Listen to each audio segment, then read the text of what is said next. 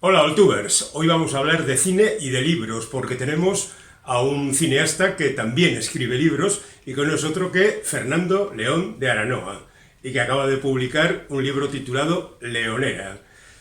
Fernando León de Aranoa, yo creo que es innecesario decirlo, pero por si acaso mencionaré alguno de sus hitos más importantes. Empezó hace 30 años haciendo un corto, Sirenas, pero rápidamente en el año 96 hizo su primer largo, que ya fue una especie de revelación. Se titulaba Familia, no sé si recordáis esa película, en la que Juan Luis Galiardo reunía a toda su familia alrededor para celebrar unas navidades. Y bueno, pues pasaba lo que ocurren siempre en las reuniones familiares. Ahí no había demasiadas sorpresas, pero sí había alguna sorpresa hacia el final de la película que hizo que mucha gente se fijara en ¿y quién es este chico nuevo?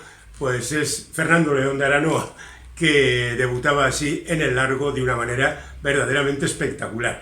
El éxito de esa película hizo que rápidamente pudiera hacer otra en el plazo de 2 años, que se titulaba Barrio y que seguía las aventuras de tres adolescentes que querían salir de su barrio, que querían conseguir una vida mejor, que se enfrentaban a las dificultades de cualquier adolescente en cualquier barrio donde las posibilidades de salir son más bien escasas. Y bueno, pues a lo largo de una serie de peripecias muy variadas nos hacía sintonizar con esos chavales que, pues como todo ser humano, trataban de vivir mejor. Y ya la tercera de sus películas se convirtió en un fenómeno todavía mucho más importante, porque no es otra que Los lunes al sol, una película que todavía sigue siendo muy vista, y no solo eso, sino que incluso tiene una versión teatral que anda rulando por ahí por los escenarios.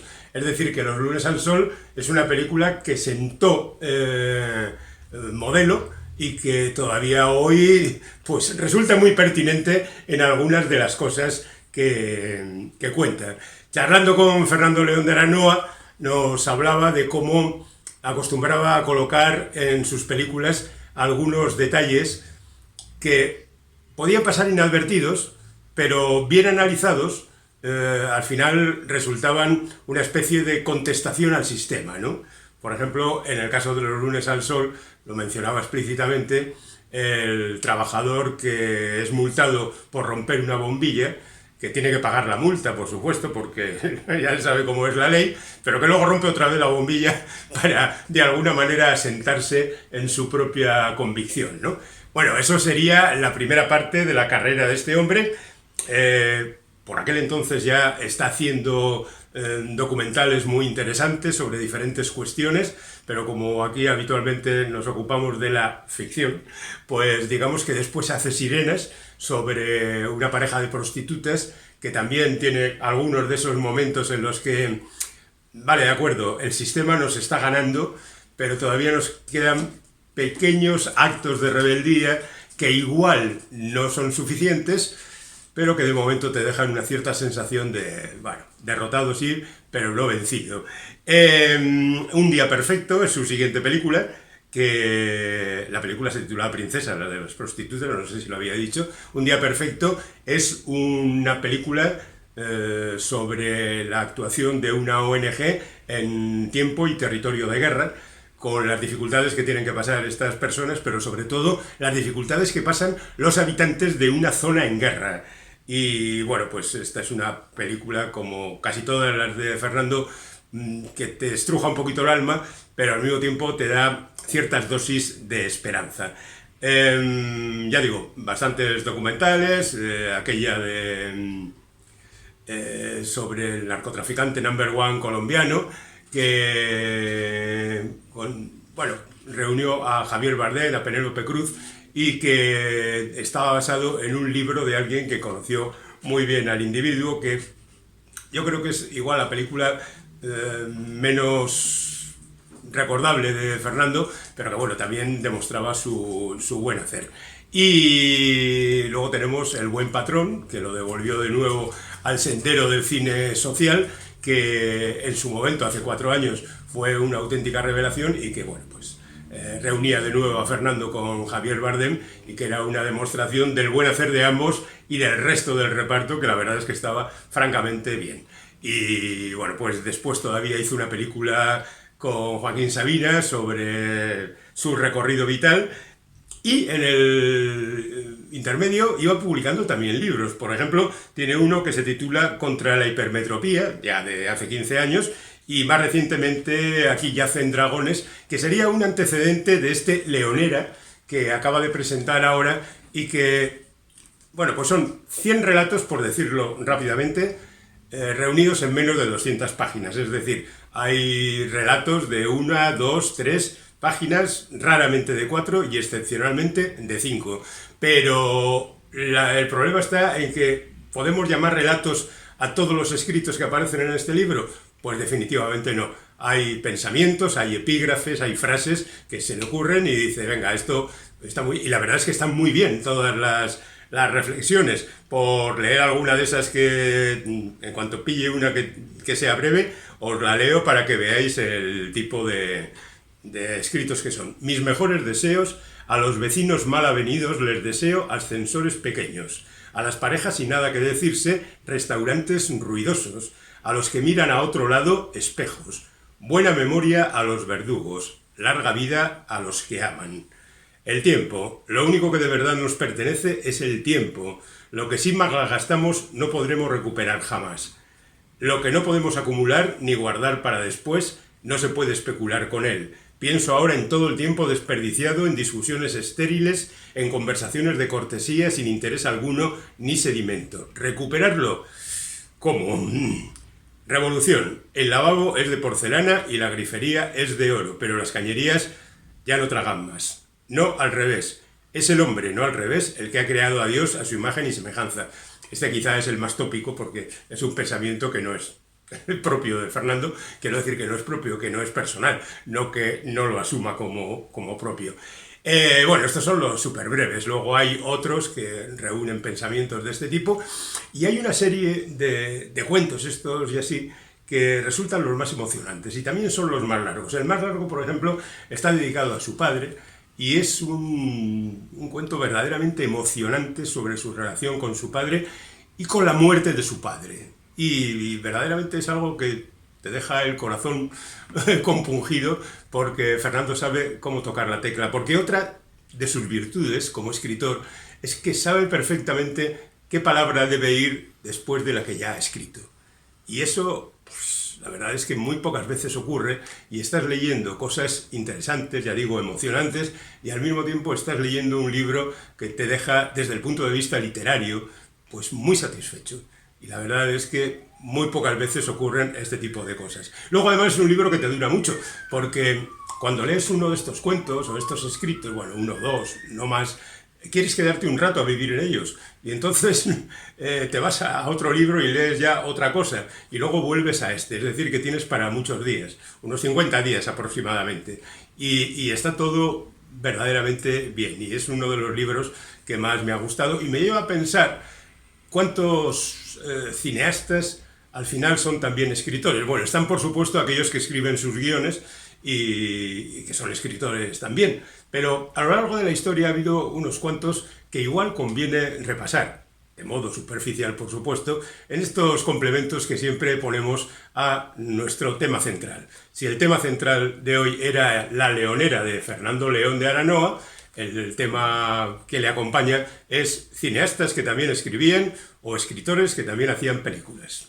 Hay un montón de cineastas que han sentido en su momento la necesidad de explicar cómo hacen sus películas. Y esto va desde Tarkovsky, Esculpir en el cielo, que es verdaderamente magnífico, a Bresson, por ejemplo, por situar a cineastas muy distantes entre sí. Derek Jarman, por ejemplo, otro cineasta interesantísimo que también escribió su particular forma de cómo entendía el cine. Y luego hay otros cineastas que ya derivan un poquito hacia la ficción, por ejemplo, Ingmar Bergman, que escribió Linterna Mágica, que es una biografía encubierta, pero donde también habla de su familia. Al mismo tiempo que, por ejemplo, escribía el guión de una película, Las mejores intenciones, donde se contaba la relación de sus padres, ¿no? Bueno, pues la verdad es que en la última etapa de Bergman hay mucha autobiografía en el cine y luego estos escritos. Pero no nos interesa otro tipo de escritos.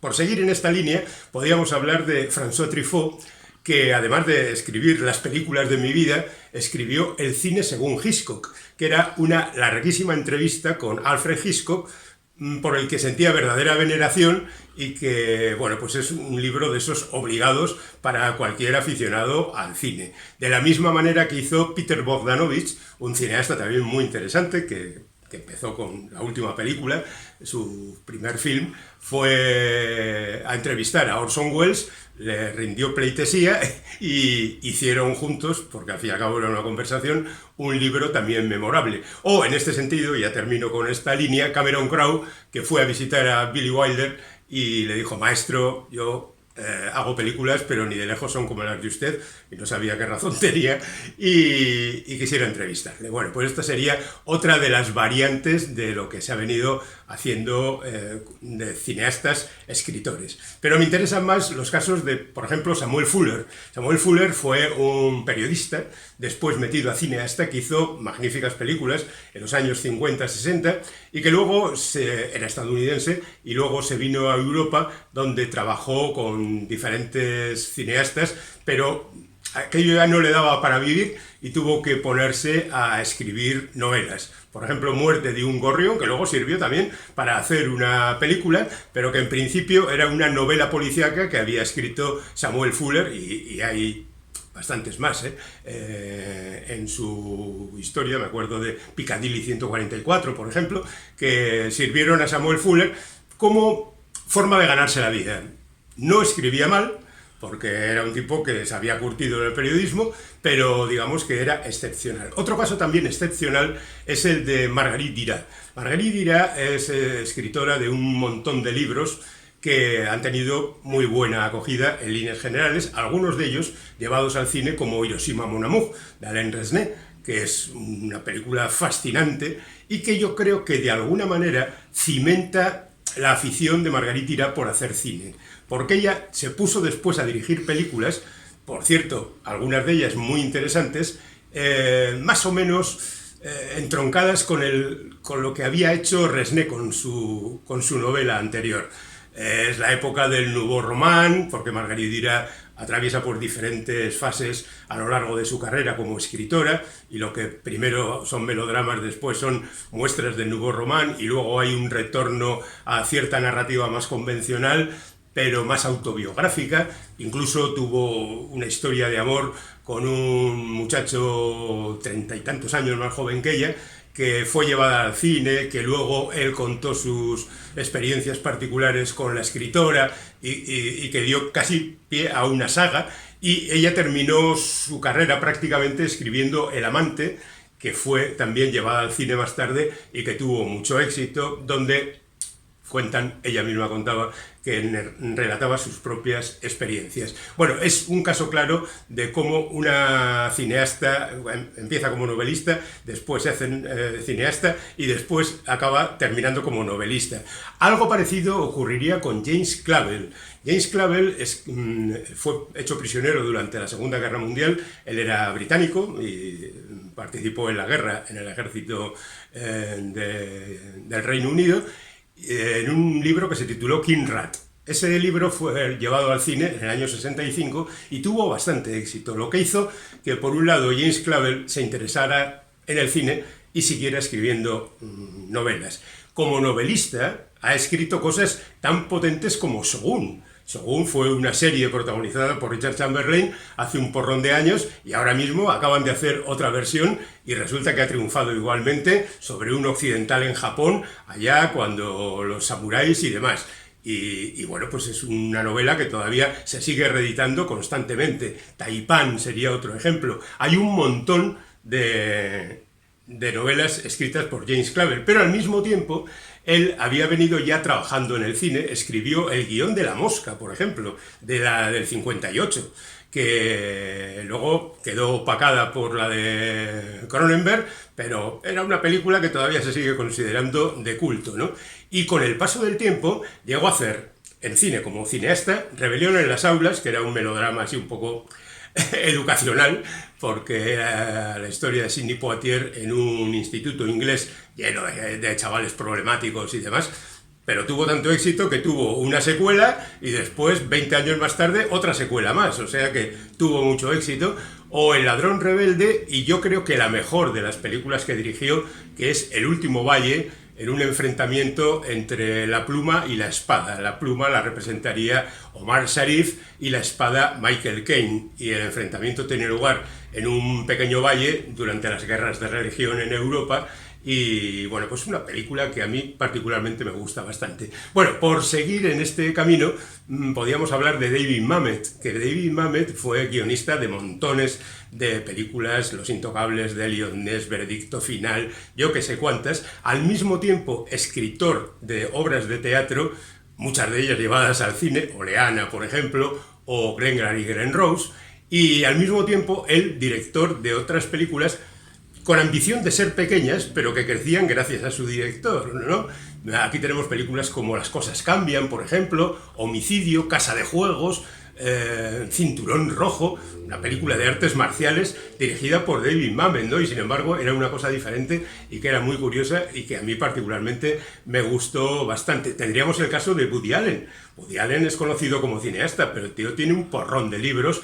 Si bien es cierto que no son novelas, son cosas muy cercanas a las de Fernando León de Aranoa, como Acabar de una vez con la cultura, reflexiones, pequeños relatos, digamos miscelánea, ¿no? Pero Woody Allen también es un escritor y un cineasta. Un caso curioso es el de Paul Auster. Paul Auster empezó a darse a conocer con la trilogía de Nueva York, después publicó algunos otros libros y de repente un día le hacen una película basada en un cuento suyo que se titula Smoke. Y él va mucho por el rodaje y se mete allí en los entresijos de la historia. Y como la película tiene mucho éxito, hay una secuela prácticamente inmediata, que es Blue in the Face.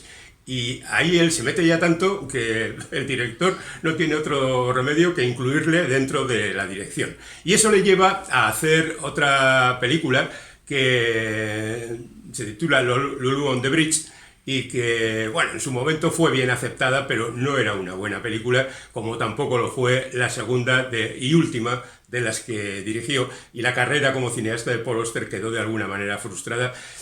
Llegó un momento en que él tampoco sabía muy bien por dónde seguir, así que, bueno, pues al final escribió una biografía de un escritor famoso, volvió de nuevo a la narrativa, no sabía muy bien por dónde funcionar, pero lo cierto es que Paul Auster en los últimos años de su vida ya hizo obras que estaban por debajo de su rendimiento. Y ya para terminar, digamos que David Trueba sería otro ejemplo de cineasta-escritor.